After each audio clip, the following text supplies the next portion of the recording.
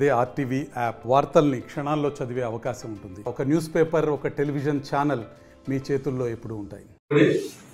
ఈరోజు నిన్నటి సాయంత్రం మా ఎస్ఐ మరియు సిబ్బంది వెహికల్ చెకింగ్ లో భాగంగా అశోక్ నాయక్ అనే అబ్బాయి పెద్దమండ్యం మండలం చెందిన వ్యక్తి ఒక రికార్డ్స్ లేని మోటార్ సైకిల్ వస్తూ మాకు దొరకడం జరిగింది. దాన్ని పట్టుకుని అతను విచారించగా అతను పూర్వపు దొంగని తెలిసింది. తర్వాత లోతుగా విచారించి అతని దగ్గర నుంచి ఆ మోటార్ సైకిల్ సీజ్ చేసి ఎక్కడదని చెప్తే లోకల్ గా దొంగతనం చేసినట్టు తెలిసింది.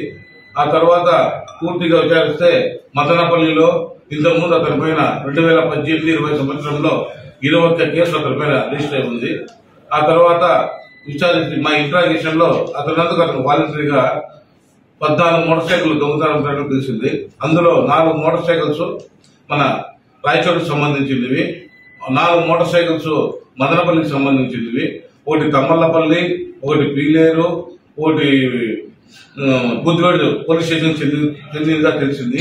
రిమైనింగ్ 3 కూడా తిరుపతి 2, కడప 1 తెలిసింది. ఆ పోలీస్ స్టేషన్ లో కూడా మేము ఇన్ఫార్మ్ చేయడం జరిగింది. అన్ని పోలీస్ స్టేషన్ లో కూడా ఈ మోటార్ సైకిల్ పైన కేసులు రిజిస్టర్ అయి ఉన్నాయి. మన జిల్లాకు అన్నమయ్య జిల్లాకు సంబంధించి 11 దొంగతనాల్లో, మోటార్ సైకిల్ దొంగతనాల్లో ఈ ముద్దాయి ఇన్వాల్వ్మెంట్ గా తేల్చడం జరిగింది. ఇతని దగ్గర నుంచి మనం టోటల్ గా 14 మోటార్ సైకిల్ రికవర్ చేసి ఈ కంప్లైంట్ మేరకు ఈ మోటార్ సైకిల్ ని ఎవరికైతే కేసు రిజిస్టర్ చేశారో వారికి తప్పకుండా కోర్టు ద్వారా తీసుకోవాలని చెప్పి మనం చేస్తున్నాము.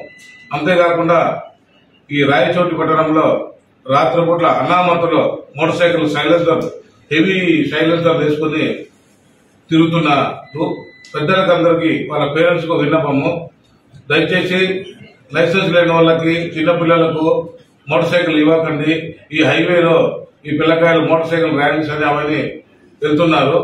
యాక్సిడెంట్ జరగడం వల్ల పిల్లలు ప్రాణాలు కోల్పోయే ఆస్కారం ఉంది. కాబట్టి ఈ సైలెన్సర్లన్నీ తీసేసి వారికి మామూలు మోటార్ సైకిల్ లైసెన్స్. మరిన్ని వీడియోస్ కోసం ఛానల్ ని సబ్స్క్రైబ్ చేయండి. లేటెస్ట్ అప్డేట్స్ కోసం వాట్సాప్ ఛానల్ ని ఫాలో చేయండి.